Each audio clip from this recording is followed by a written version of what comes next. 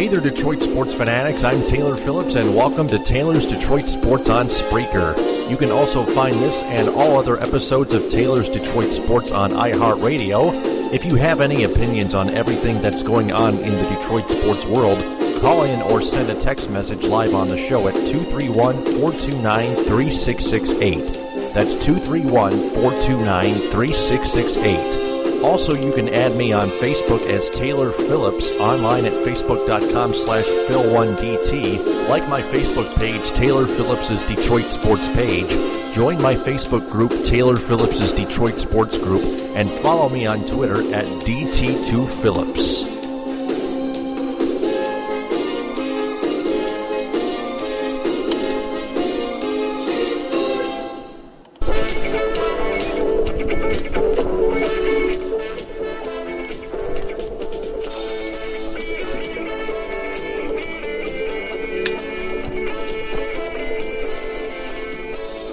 And happy Thanksgiving, happy Detroit Lions fans.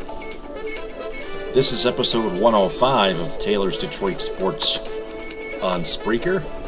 Sports on Spreaker. Yours truly is in the house.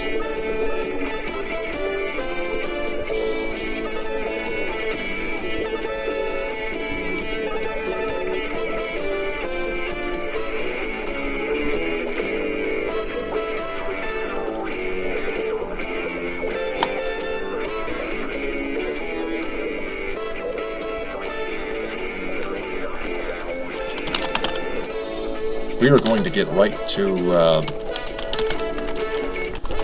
the Lions and Bears.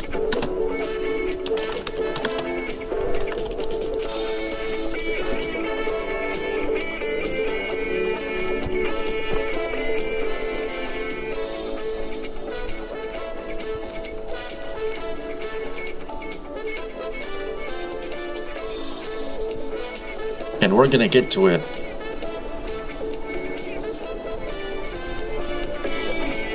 right about now.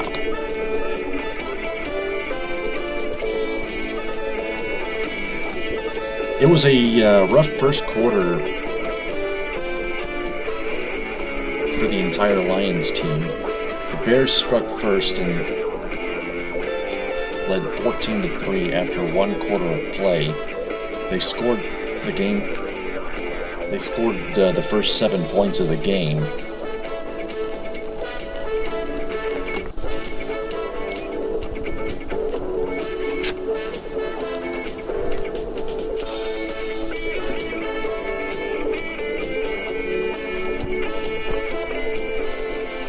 Alshon Jeffrey with a 10-yard pass from Jay Cutler at 10:20 with 10:33 left in the first quarter. And then Matt Prater, a 46-yard field goal with 6:51 left. And then Alshon Jeffrey again from 6 yards out from Jay Cutler. Made it 14-3 with his second touchdown. Jeffrey 14, Lions 3, Prater 3, with 3:35 left in the first. But then the Lions offense sprung to life.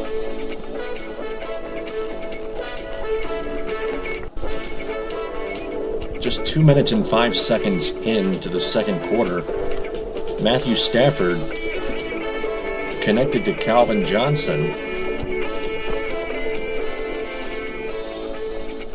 with two defenders covering him, and Calvin Johnson hauled it in and fell into the end zone for the Lions' first touchdown.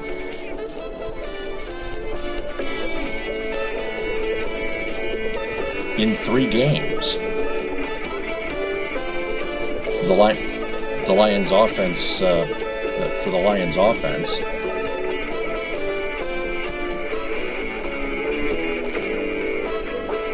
The Bears' next drive, they got a few first downs, but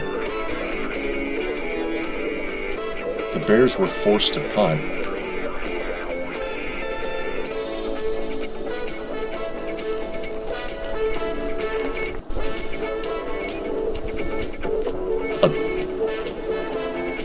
So the Lions had the ball again. They went 10 plays and 88 yards, 82 passing and 6 rushing.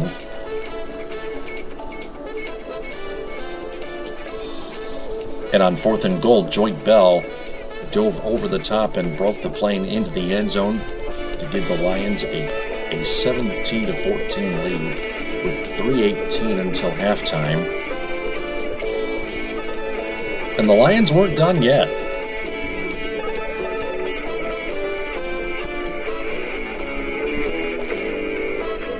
Calvin Johnson scored his second touchdown reception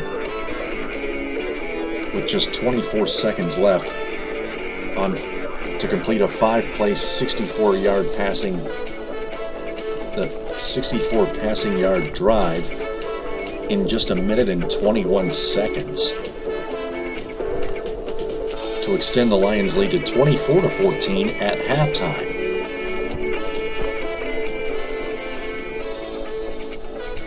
The Bears made it a little interesting. They got the ball first.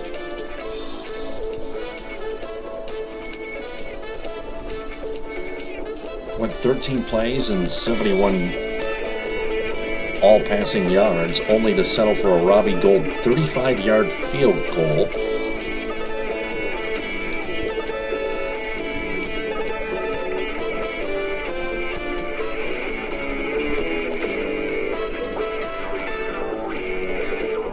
And that was the only scoring play of the third quarter. But the Lions were knocking on the door at the end of the third.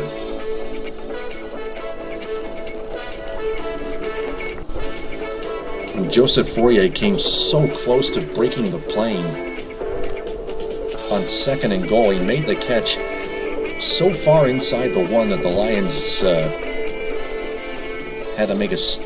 had to think of something to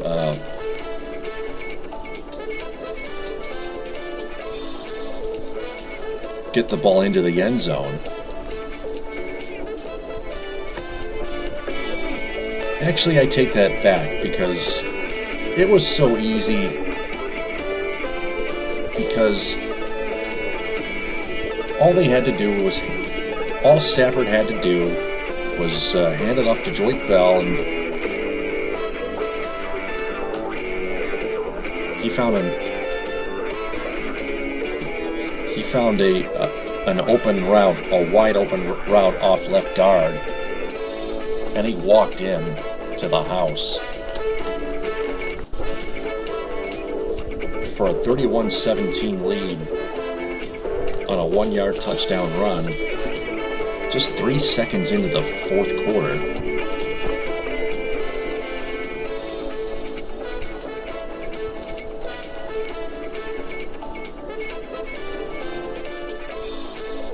And then when next the Bears had it, Jay Cutler threw a pass that was tipped by Darius Slay deep somewhere near midfield, and Glover Quinn came up with the interception just inbounds.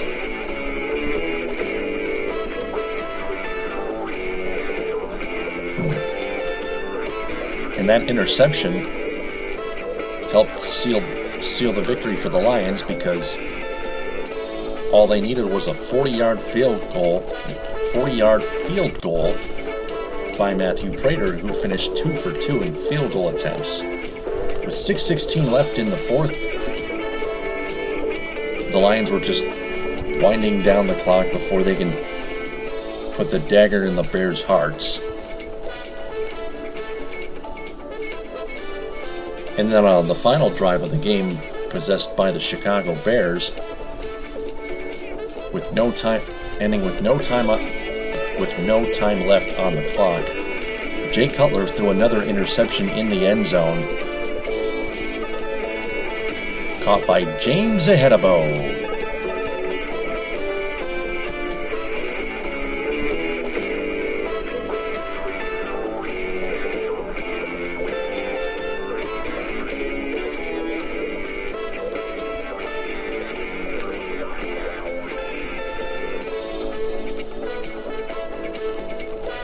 May not have mattered, but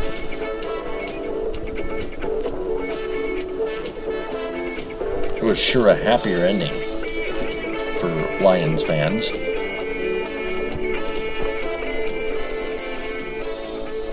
Especially the way their offense woke up after going 25 straight possessions without scoring a touchdown.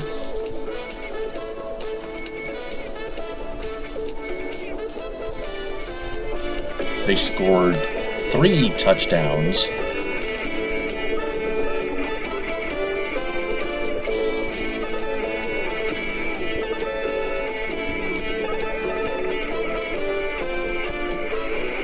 Starting in the second quarter.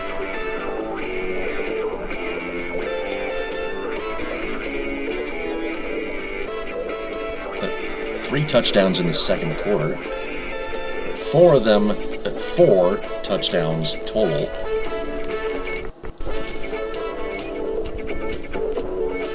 Along with Prater's two field goals. And the Lions won 34-17. Calvin Johnson finished with 146 yards and 11 receptions. On 11 receptions. And 2 touchdowns. It's 25 yards out and 6 yards out.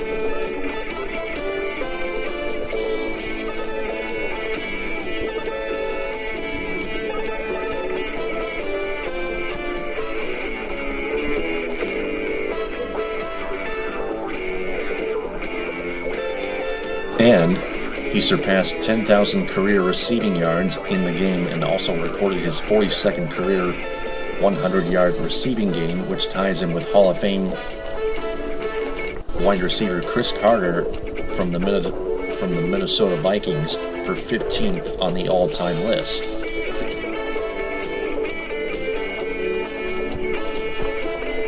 The Lions outgained the Bears 474-269 total in the game.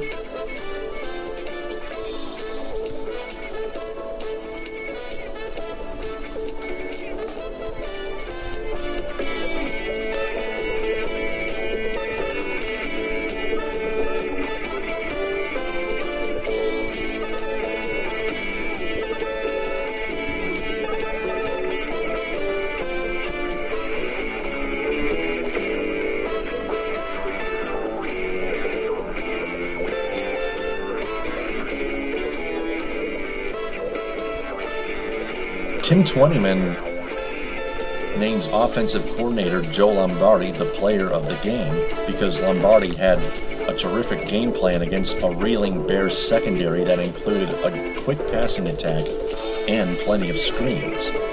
He also found a way to get the big man Calvin Johnson involved. Megatron, they call him. We call him. Everybody calls him Megatron.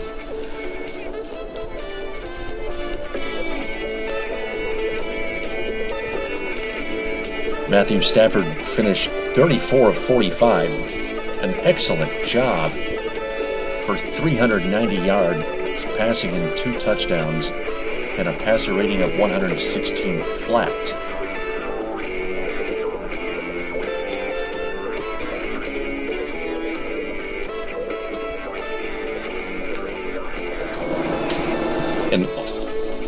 And in my view, all receivers did an excellent job. They caught pretty much all of the passes that were on target to them.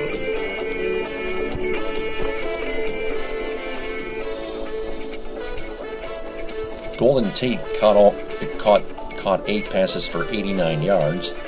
Didn't get to score a touchdown though, but he had himself kind of a game.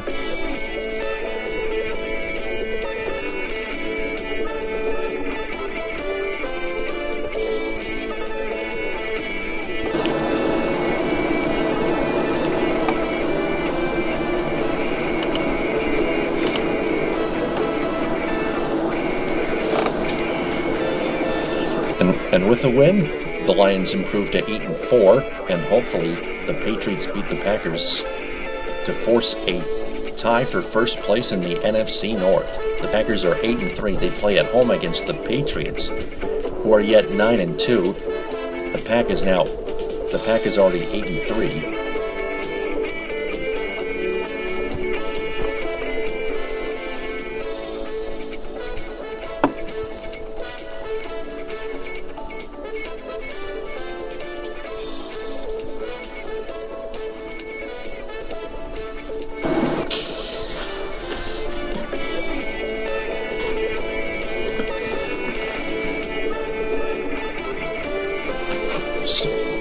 Which also leads me to the next 9 days of rest before the Lions get back to action at Ford Field against a struggling 1-9 Tampa Bay Buccaneers team.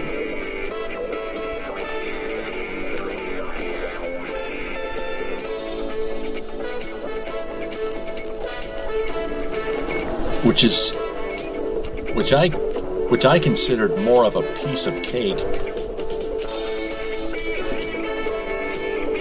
because the Buccaneers just can't win a game.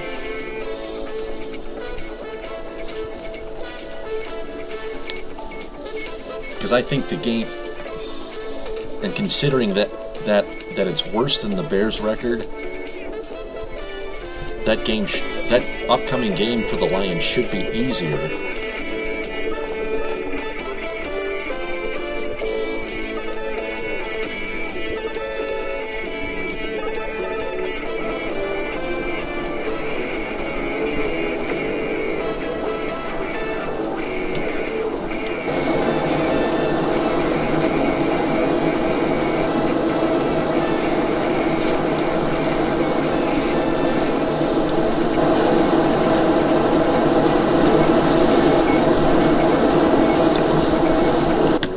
And then they got their home finale against the Vikings the week after that.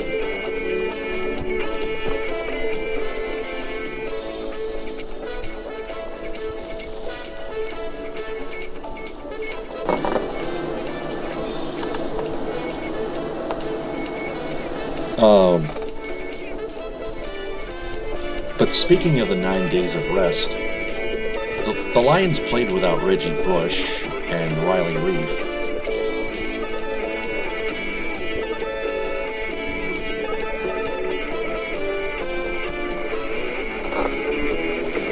And with the 9 days of rest, we all are wondering, as a Lions fan base, can both of them heal up in time to help the Lions steamroll the Buccaneers?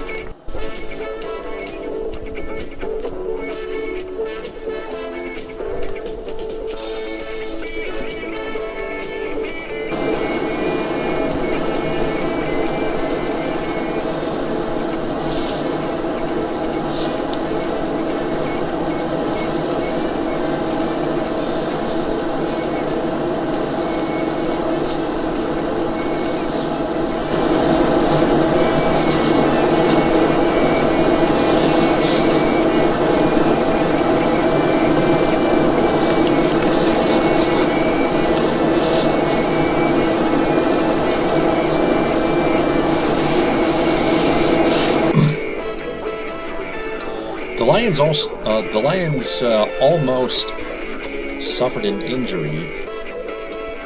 Number 93, George Johnson.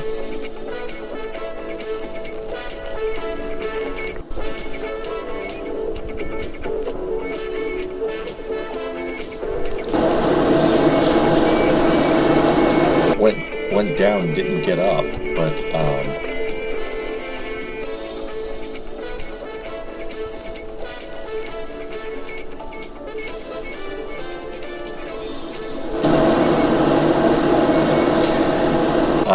but I'm not getting any updates on George Johnson, so apparently he's fine.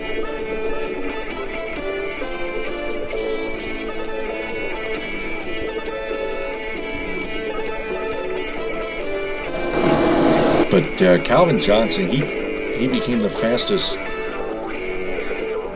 receiver in NFL history to reach 10,000 passing yards. 10,000 yards.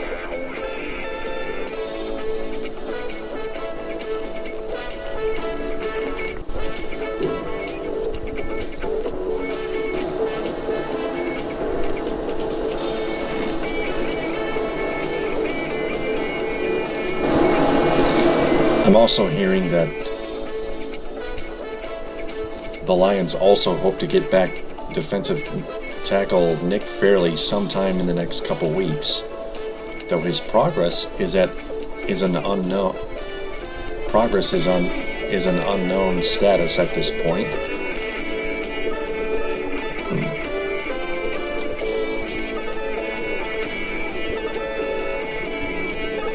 Riley Reiff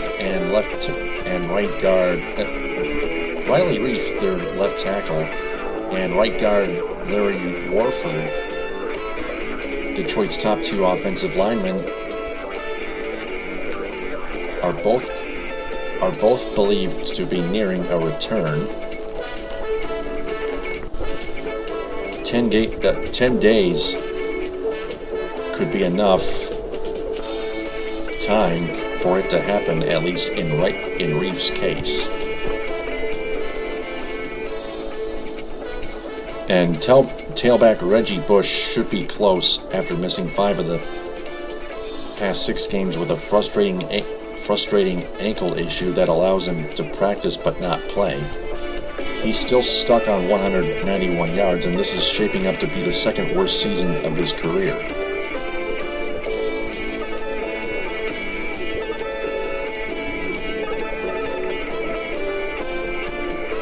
So the Lions have 10 days, 9 of them abreast,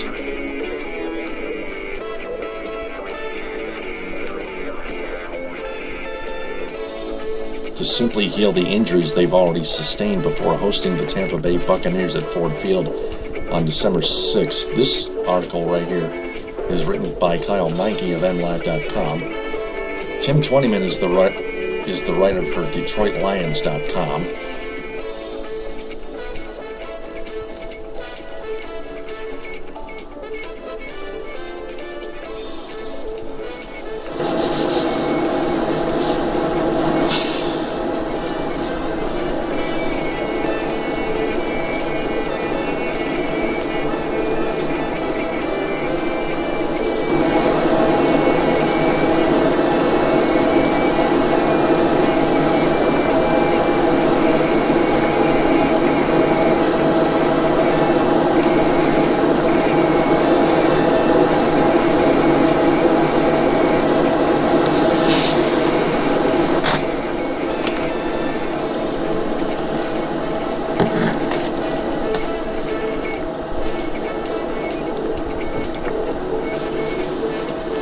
And then after their homestand, they head to Chicago and play the Bears again. And I still think the way the Lions' offense exploded against the Bears, I think the Lions have the upper hand as of right now. And I think the Lions will continue to humiliate the Bears and beat them in Chicago to complete a sweep, and then carry the momentum to Green Bay and have a showdown with the Packers, and that could be a preview of who wins the NFC North. A very late preview of who wins that division.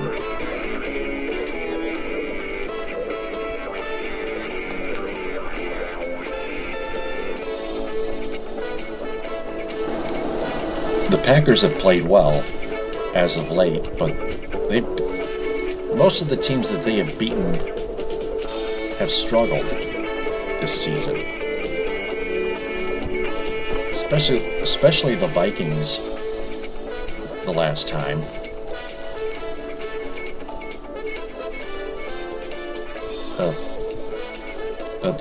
The last opponent for the Packers previously.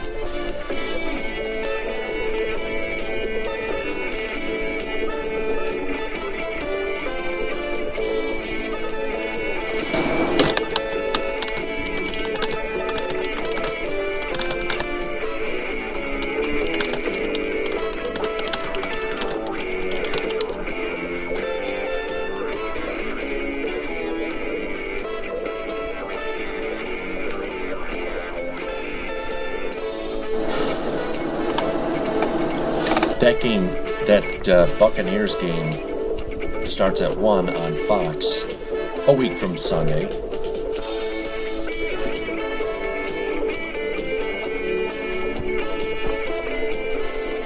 Got a message from Tom McCann. This is the greatest sports show I've ever heard. Jim Rome, eat your heart out. Thanks, Tom McCann.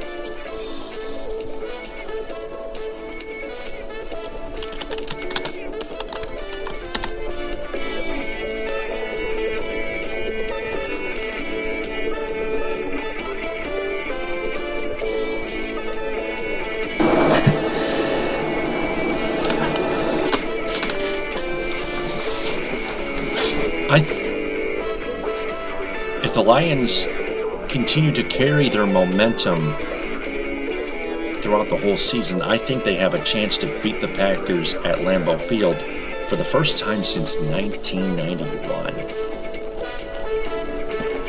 Wouldn't that be nice for the Lions to finally get the monkey off their backs? We Lions fans have been waiting for that to happen for a long, long time.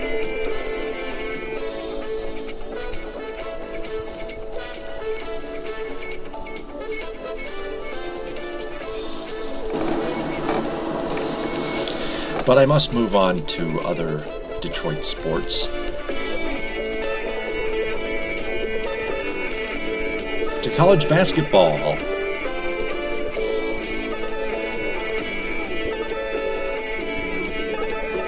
The Michigan State Spartans beat Rider 77-45. Denzel Valentine scored a game-high 19 points and picked up 5 rebounds. Matt Lopez also picked up 5 rebounds with his 14 points. Also, Western Michigan loses their cool and lost to Long Beach State 73-55. The MSU game was part of the Orlando Classic.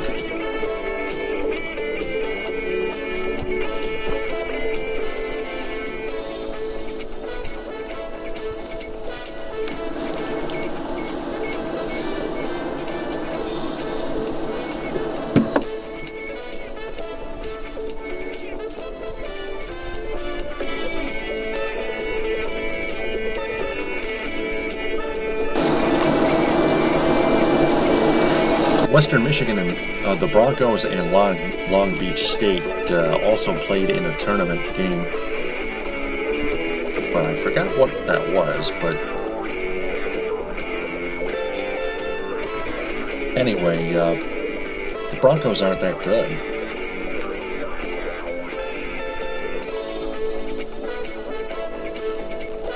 Moving on to hockey, the Red Wings get back into action in New Jersey against the Devils.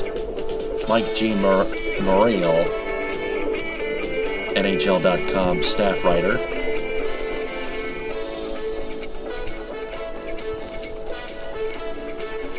Puck drop time is set for 7 o'clock on Fox Sports Detroit. Season series in the first game between the New Jersey Devils and the Detroit Red Wings at Joe Louis Arena on November 7th. Jakob Kindl and Brendan Smith scored 33 seconds apart in the first period to highlight a 4-2 win. Jimmy Howard made 15 saves in net in the victory, and Devils goaltender Corey Schneider was pulled after 2 periods after allowing 4 goals on 24 shots. The Red Wings are 43-36-11-1 all-time against the Devils and 10-2-1 in the past 13 games dating back to the 2002-2003 season. The Red Wings team scope. Center Pavel Datsyuk, who missed 4 straight games in 6 of 8 with a re-injured groin, or sore groin that is, returned to the lineup on Wednesday and scored twice in a 5-2 win against the Philadelphia Flyers in a game after Stephen Weiss returned Monday night from a groin injury and scored 2 goals in a 4-3 win at the Joe against the Ottawa Senators. Howard made 22 saves against the Flyers to earn his 10th victory of the season Stephen Weiss scored his third goal of the season and in 2 games since returning to the lineup on Monday in a victory against the Ottawa Senators. Smith, with a left hand infection, returned to practice on Wednesday, but will need more time to recover despite being eligible to come off injured reserve Wednesday. Smith was hurt November 18th in a fight with Columbus Blue Jackets forward Nick Foligno. Devils team scope. The Devils completed their 4-game road trip through Western Canada on Tuesday with a 2-0 loss. 2-0 loss against the Vancouver Canucks. They finished 1-2-1 on the trip.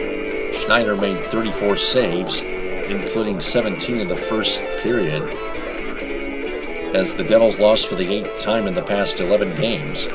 Schneider is expected to start against Detroit, his second start in 23 games. The Devils' 21-point total after 22 games is 2 points fewer than they had after the same number of games last season.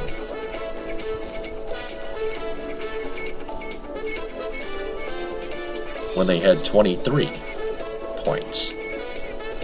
Devils defenseman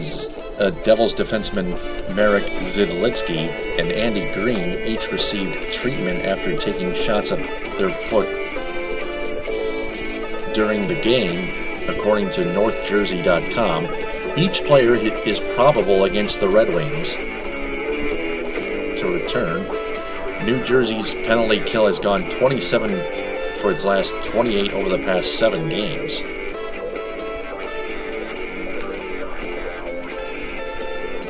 The penalty killing unit allowed a third period goal in a shootout loss against the Calgary Flames on November 22nd to end a run of 23 straight successful kills. So the Devils' power play unit and penalty killing unit have been so unbeatable as of late, that the Red Wings special teams are going to have their hands full.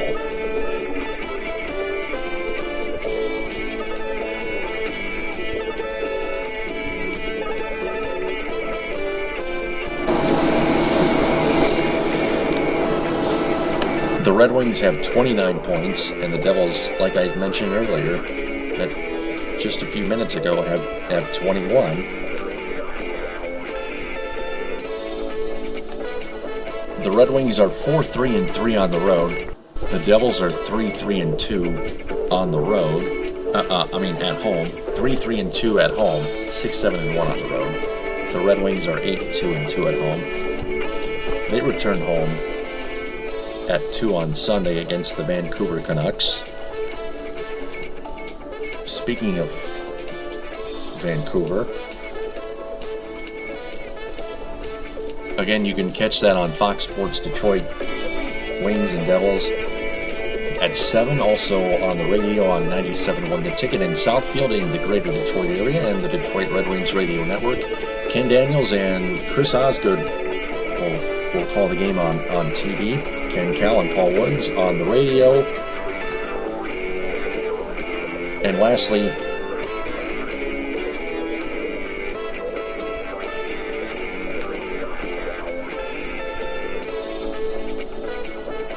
the Pistons welcome in the Bucks, play them into the Palace of Auburn Hills. What can I say? The Pistons are 3-12 when they should have been at least 13-4.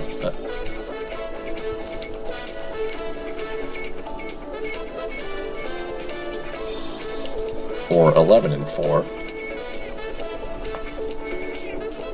Under head coach Stan Van Gundy, the Bucks have improved to 9-7 since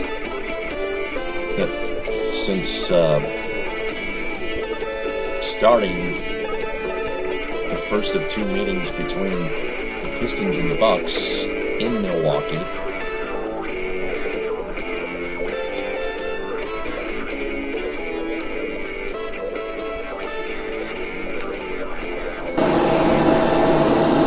Bucks won the first meeting 99-89. The Pistons are coming off a 104-98 loss at home to the Clippers. The Pistons have got to get going here.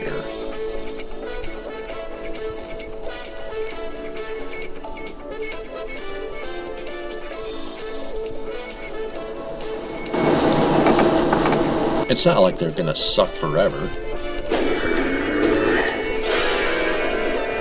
Not what I want to hear. What's your problem there, pal? Can't a guy get a bit of sleep? Don't bug me.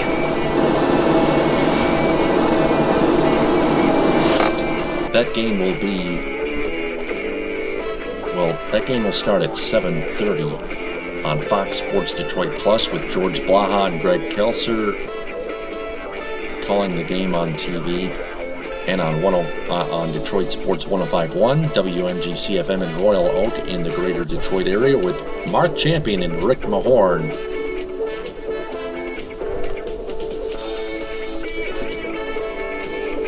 Calling the game on the radio and the Detroit Pistons radio network affiliates as well. You can also stream the game on DetroitSports1051.com and on the and also on Detroit Sports 105.1's mobile app on your smartphone and on TuneIn Radio on Detroit Sports 105.1.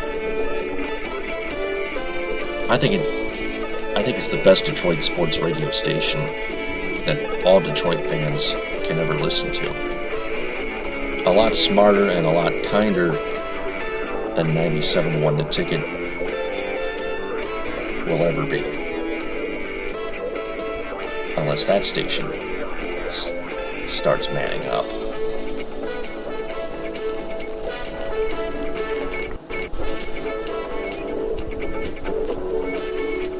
And hey, if the Pistons already moved to 105.1, I think the Lions should move from 97.1 to 105.1 as well. Because 105.1 covers the Lions better than 97.1 has ever done.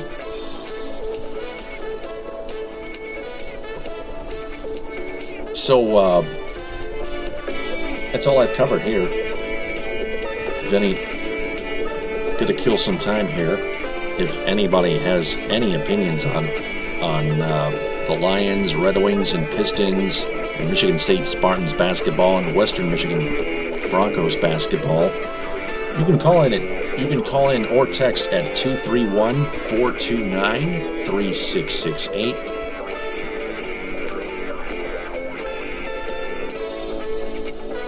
To share your Detroit sports opinion.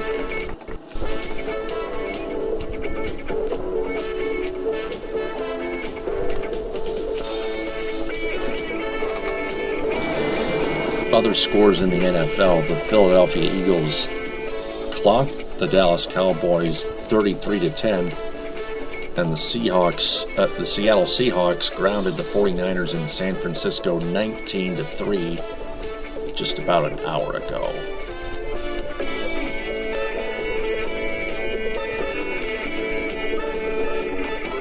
So the Seahawks and Lions are both 8-4, and so are the Cowboys, but the Seahawks and Lions are the two teams that hold the two NFC wildcard playoff spots. And the Eagles claim sole possession of the lead in the NFC East Division after whooping on the Cowboys. It's all NFC football all the time on Thanksgiving Day today.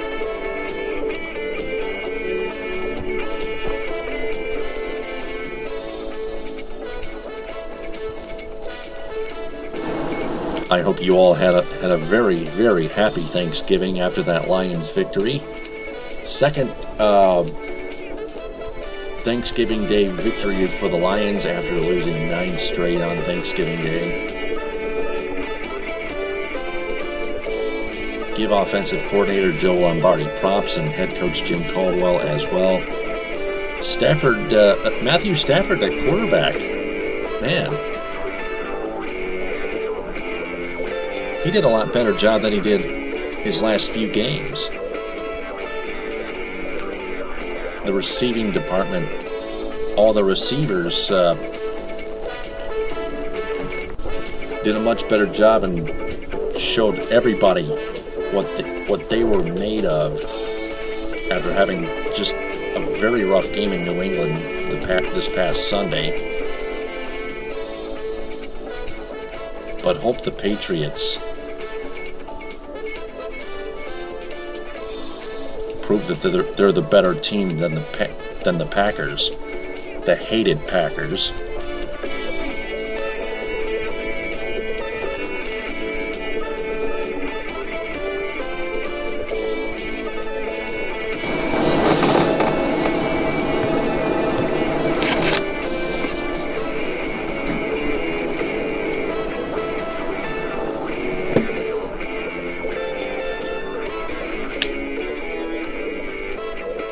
Lots of apps, lots of mobile apps, sports mobile apps. You can check out NFL Mobile, NHL Game Center, NBA Game Time, the official Detroit Lions mobile app, the official Detroit Red Wings mobile app, and the official Detroit Pistons mobile app, for example.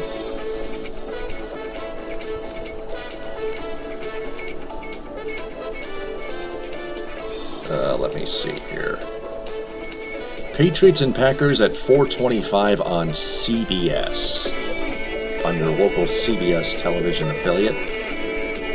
Followed by the Broncos and Chiefs, 8:30 on NBC. The Dolphins and Jets, 8:30 on ESPN on Monday Night Football.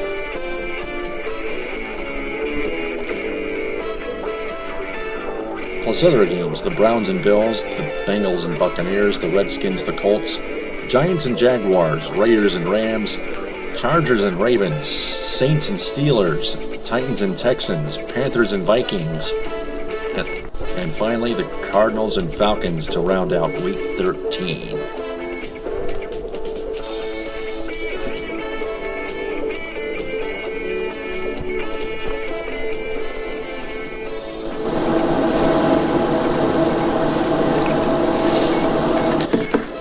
Well, I'm just about nearly out of time, so I'm going to go ahead and wrap this up. I want to thank Tom McCann for sharing his opinion on my chat window on episode 105 of Taylor's Detroit Sports on Spreaker. You can also listen to that archived on live and archived on iHeartRadio. All episodes of Taylor's Detroit Sports on Spreaker. This is Taylor Phillips. Until episode 106, TTFN, ta-ta for now.